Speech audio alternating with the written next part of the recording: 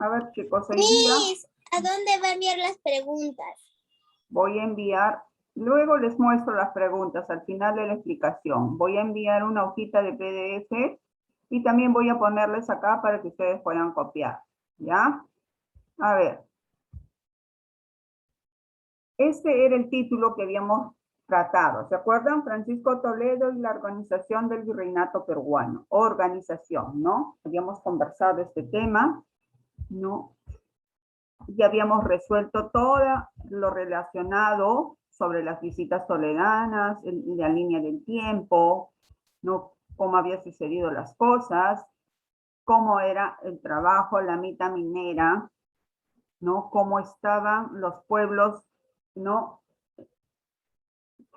En las reducciones, porque el virrey Toledo quería tener un mejor control, ¿no? Sobre los pueblos indígenas, ¿no? ¿Cuáles eran las obras de Toledo? También habíamos conversado, ¿no? Y habíamos resuelto pues nuestras actividades. Y había dejado como tarea, ¿no? La actividad que casualmente dice tarea, ¿no? Tenías que responder las dos preguntas con tus propias palabras, ordenar tus ideas y escribirlas ahí. Y luego, dime.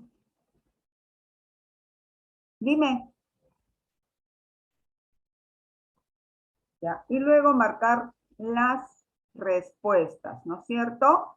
Ahí habíamos terminado. Entonces, ¿qué vamos a hacer ahora? Están las respuestas que yo te había mandado. Disculpe de la nada, no sé por qué estaba de la nada rayando ¿cómo se llama? La pantalla. Ya, a ver, no te preocupes. Entonces, ¿qué vamos a hacer hoy día? Vamos a hablar sobre el virreinato del Perú, lo que ya habíamos hecho anteriormente, pero ahora vamos a reforzar, ¿ya? Es un tema de historia del Perú, ¿ya? Y les recuerdo que el valor del mes es honradez. ¿Qué fecha estamos? 16 de noviembre del 2021. 21. Muy bien, gracias. Esta es la tarea. Pero nos vamos a ir ahora a ver el tema, el desarrollo del tema. ¿Ya? A ver, mira. Y quiero que prestes atención porque vamos a recordar lo que ya habíamos, ¿no? Desarrollado. Causas de la creación del virreinato del Perú. Tú sabes que hubo varias causas, ¿no? Vamos a recordar. La primera causa era centralizar el control político y administrativo de las colonias americanas desde España. ¿Recuerdas que llegó Pizarro y sus socios conquistaron, ¿no? Y lo hacían a nombre de la corona española.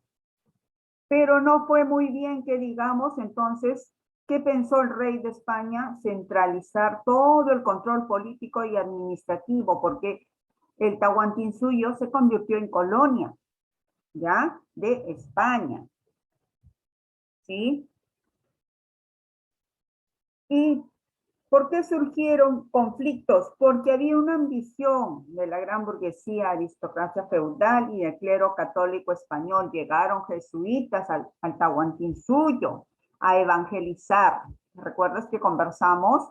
Y también llegaron españoles, pues, con la finalidad de llegar a tierras nuevas, adquirir un título nobiliario, ¿no? Y aprovecharon pues las circunstancias que se vivían en ese entonces de la conquista de nuevas tierras en América, ¿ya?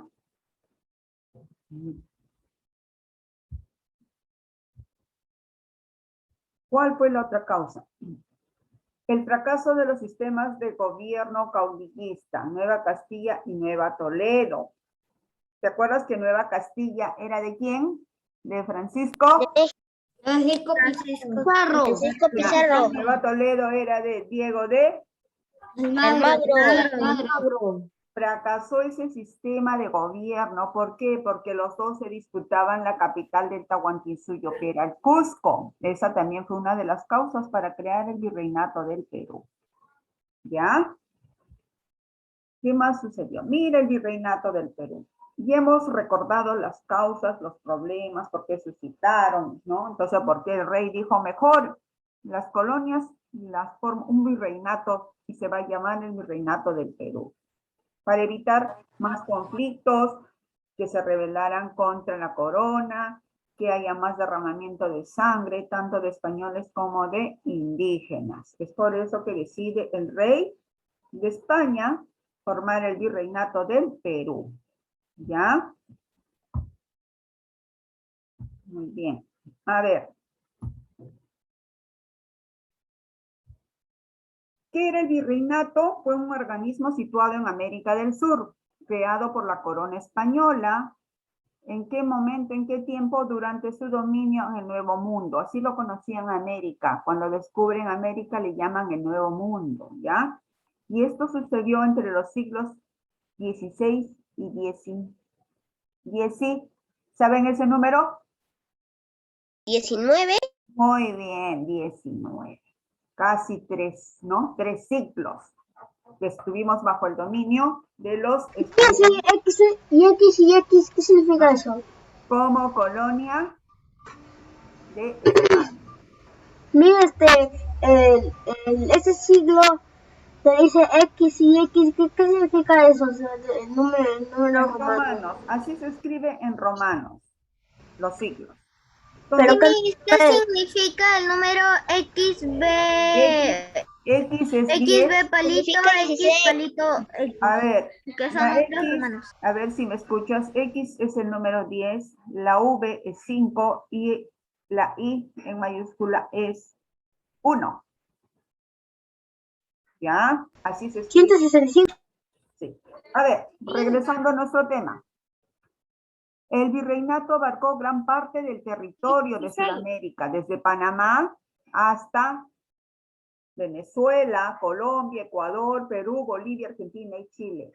No estuvo Brasil incluido en el virreinato, ¿no? Pues los portugueses llegaron al Brasil y fueron los portugueses que conquistaron el Brasil. Por consiguiente, no estaba Brasil incluido en el virreinato del Perú.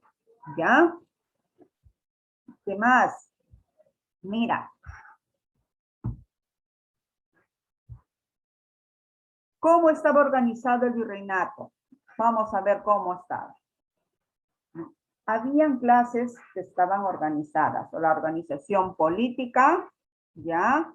Organización económica y social. Vamos a ver sobre la organización política. ¿Ya?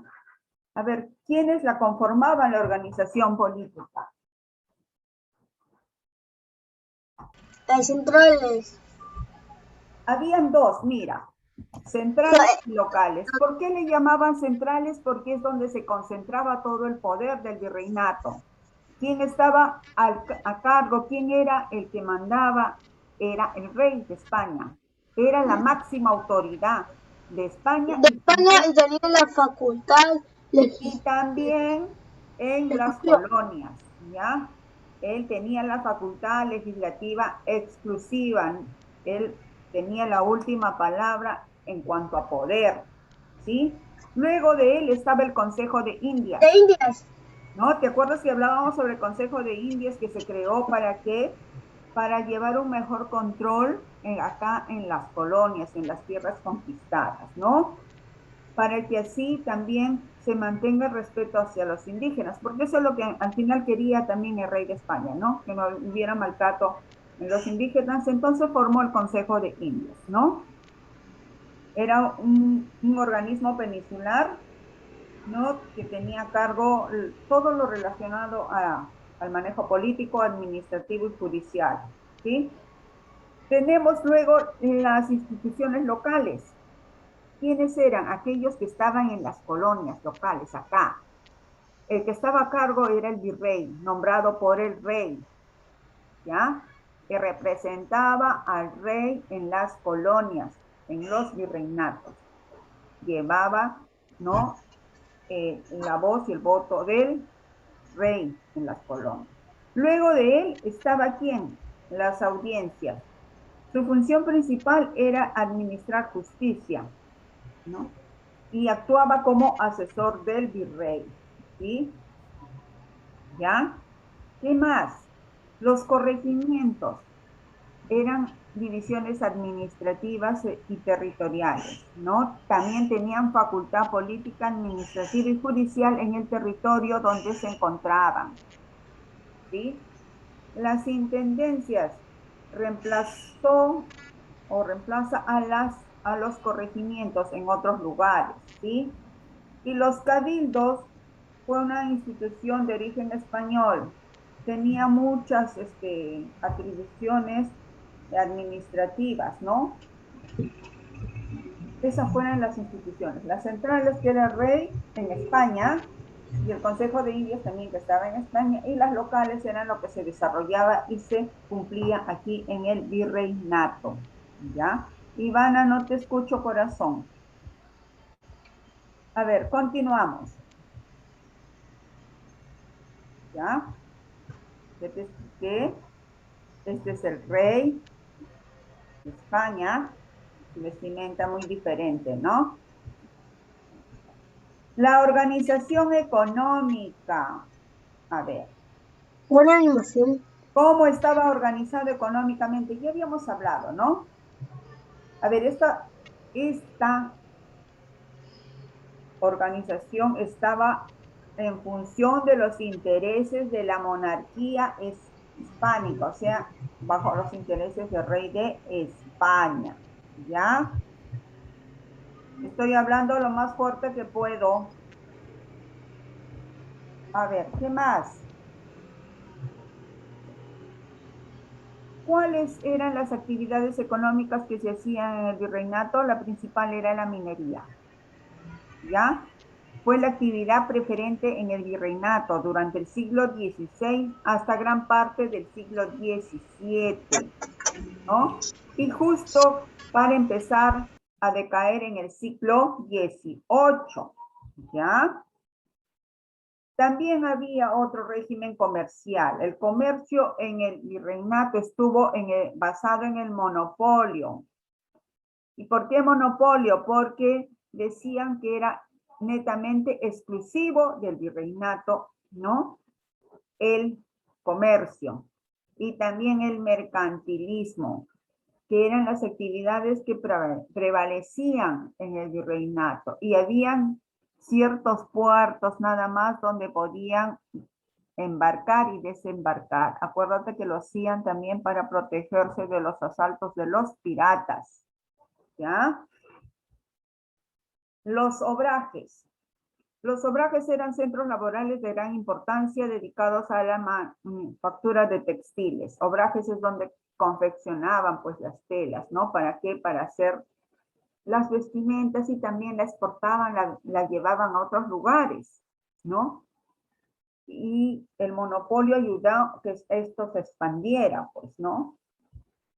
A ver, aquí está, mira. Así era en esos tiempos como se hilaban, pues, para luego confeccionar las prendas, las telas para las prendas. También había una actividad económica muy importante, eran los impuestos coloniales, ¿no? La llamada Real Hacienda o Caja Fiscal de Rey, que se encargaba de obtener recursos directos con el cobro de una serie de impuestos que afectaban a las actividades económicas, ¿no? Los indios tenían la obligación de pagar un impuesto, sí, ¿no? Qué irónico, teníamos nosotros que pagar un impuesto al rey en ese entonces, ¿no? Y era obligatorio sí o sí, ¿ya? Pero te diré algo, en la actividad económica del virreinato, la agricultura y la ganadería no se desarrolló como en el incanato, como en el Tahuantinsuyo, que eran las actividades económicas más importantes. En el virreinato dejó de serlo, ¿ya? Con la llegada de los españoles nos llegaron también productos vegetales, animales de granja y aves de corral, ¿no? Entonces, pero no tuvo tanta importancia como lo tuvo en la época del Tahuantinsuyo, ¿sí? Aquí vemos, mira, la principal actividad era el comercio, ¿no? El mercantilismo. Hubo un monopolio por tal motivo, ¿ya? La organización social, mira, en la época del virreinato, la sociedad era eminentemente clasista. ¿Qué quiere decir? Estaba marcado bien las clases sociales, ¿no? Alta, la burguesía, la nobleza, ¿no? Los indígenas y los esclavos, bien marcado, ¿no? Por eso se dice clasicista, racicista y esclavista. No podía juntarse los indígenas con los criollos o los españoles. Vivían en otro sitio, en otro lugar. Por eso que eran clasicistas, racistas, porque se separaban. No había un nexo como ahora, ¿no? A ver. Y también aquellos españoles que llegaban a este nuevo mundo también escalaban de posición, pues ¿por qué? Porque como aquí América les abría una nueva oportunidad de cambio de vida, entonces aquellos que eran de la clase social inferior, pues escalaban a una clase superior, ¿no? No era fácil, pero algunos lo lograban, ¿no? Por estudios, por conocimientos, por manejar de repente los grandes comercios, podían escalar, pero no era fácil, ¿ya? ¿Qué más? A ver, estaba conformada la República de Españoles. Los españoles tenían estas tres clases, nobleza, clase media y bajo pueblo. La nobleza eran aquellos que habían venido de España, los peninsulares le llaman a los españoles, ¿no? Que eran la burocracia virreinal. El virrey y su esposa y sus hijos venían de España, eran españoles. No, la indiana, ¿quiénes eran? Los descendientes de los españoles acá, ¿no? La clase media formada por la burguesía comercial e intelectuales peninsulares y criollos, ¿no? Que de buena solvencia económica. ¿Recuerdas que te decía que venían algunos españoles buscando un mejor cambio de vida, pero les costaba mucho, no era fácil? No, algunos eran comerciantes, algunos por estudios, conocimientos, ¿no? También llegaron y pertenecían a la clase media, ¿no? Y el bajo pueblo, ¿quiénes eran? Españoles y criollos de bajo pueblo, artesanos, pequeños comerciantes, la plebe urbana. Mira, los españoles tenían su propia división de clase social, ¿ya?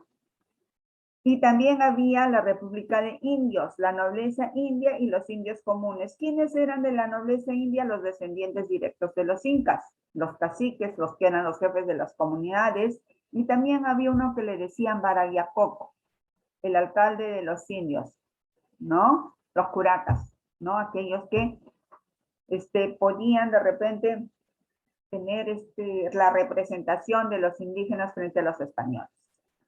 Luego venían los indios comunes, quienes eran los que trabajaban en las minas, ¿no? Aquellos que hacían labores bajo las órdenes de los españoles, ¿no?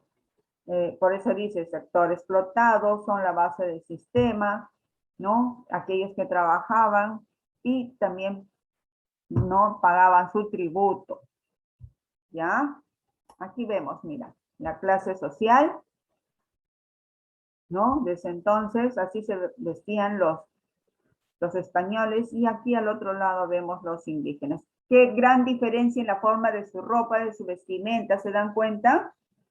Por eso se dice que eran clasistas, racistas, ¿no?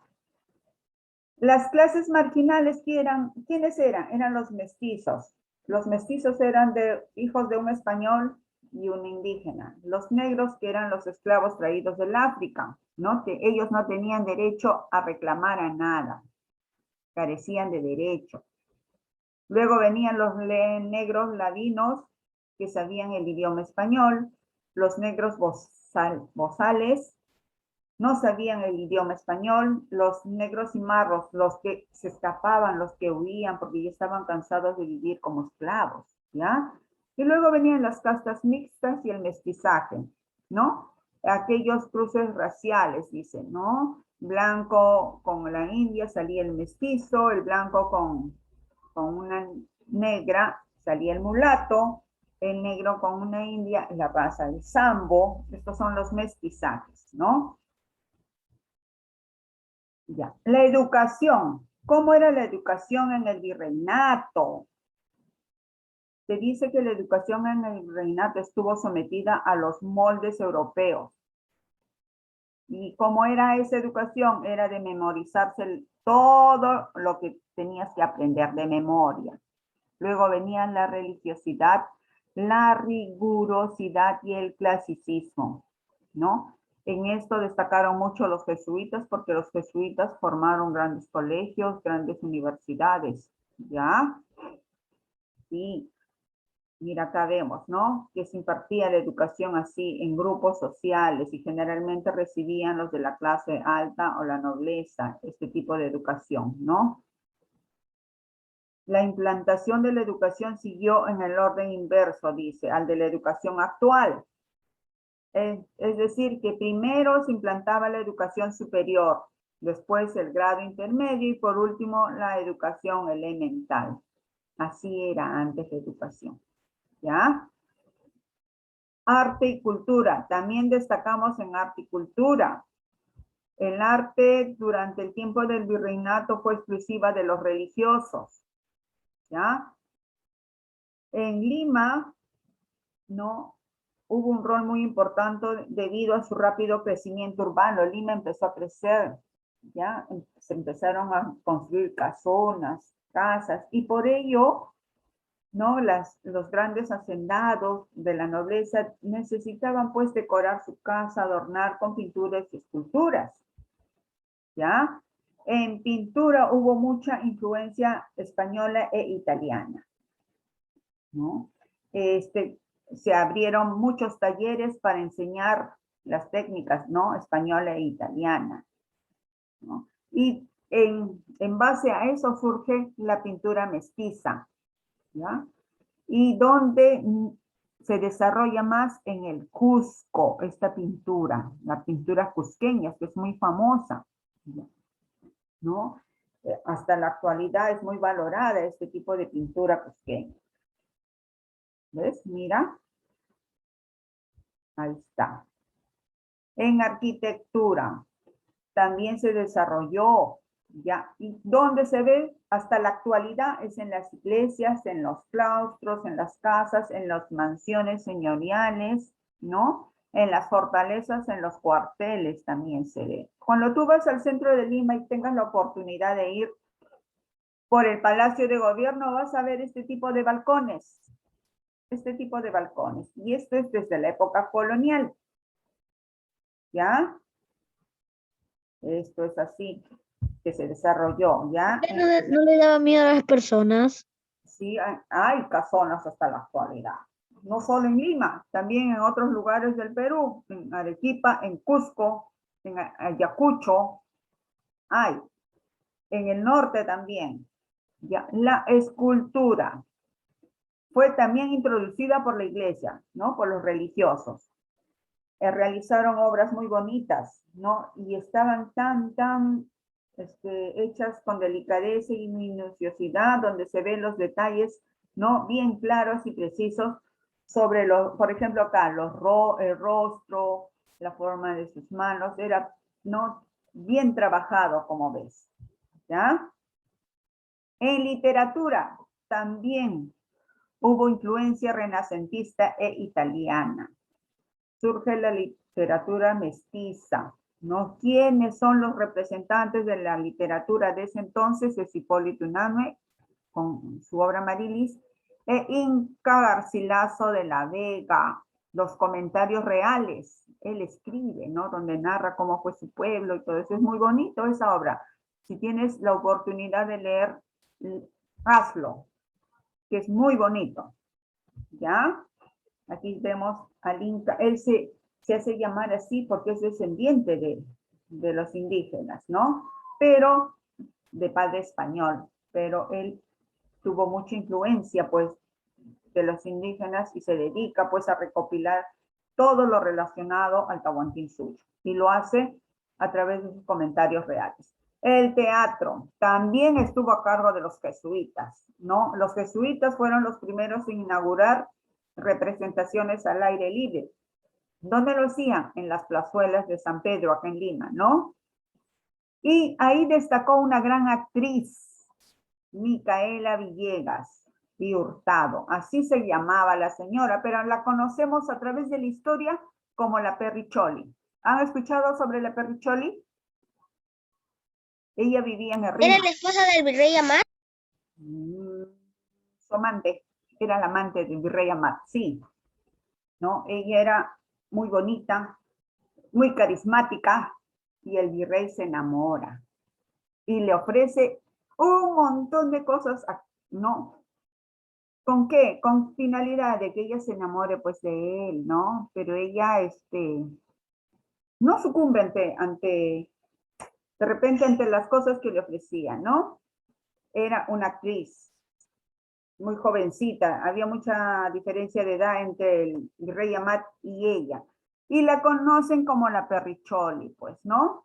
En ese entonces decir esa palabra era muy ofensiva, ¿no? Pero se queda con ese sobrenombre de la Perricholi, ¿ya? Su casa era en el Rímac.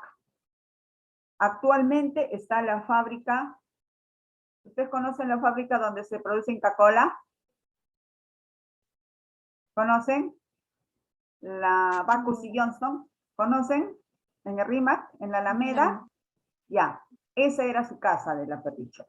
Antes era diferente, tenía un balcón muy bonito, ¿no? Y se dice que el virrey Amat siempre salía de la casa de Pizarro hacia adelante. Venía a visitarla, ¿no? Caminaba por esas calles con la intención de verla a ella en el balcón, ¿no? Siempre pasaba por ahí y levantaba la mirada hacia el balcón de la casa de Micaela Villegas con la esperanza de verla. Hasta que un día, pues, sale, ¿no? Ella por casualidad y lo ve, pues, el virrey, pues, le dirige la palabra y empiezan a conversar, a entablar una amistad, pero luego, pues, el virrey Amat se enamora, pues, de ella, ¿no? Se enamora perdidamente, ¿no? Y nace de ese enamoramiento, pues, muchas construcciones en el Rímac, ¿no? Por ejemplo, tenemos Paseo de los Descalzos, ¿no? Que fue en honor a la Perricholi, ¿no? El rey Amat dice, pídeme lo que quieras, si quieres, no, algo, yo te lo doy. Y hay una anécdota al respecto donde dice que la Perricholi le dice, ponme la luna a mis pies. Entonces el virrey manda a construir el paseo de aguas que está en el Rímac y justo llena la pileta y en luna llena se refleja pues la luna en el agua, ¿no? Y la lleva a pasear y le dice, aquí tienes la luna a tus pies. Y estaba el reflejo, pues como un espejo, ¿no? Un espejo, el agua de la luna llena y Sí, se va a cortar. Y efectivamente, ¿no? Le da la luna a sus pies, ¿no? Como lo había ofrecido. Muy bien, chicos. Eso es con respecto al virreinato, ¿no? Del Perú. Hay mucho más que conversar, pero les he mencionado lo más importante, ¿ya? Es muy bonito la historia, ¿no? En pintura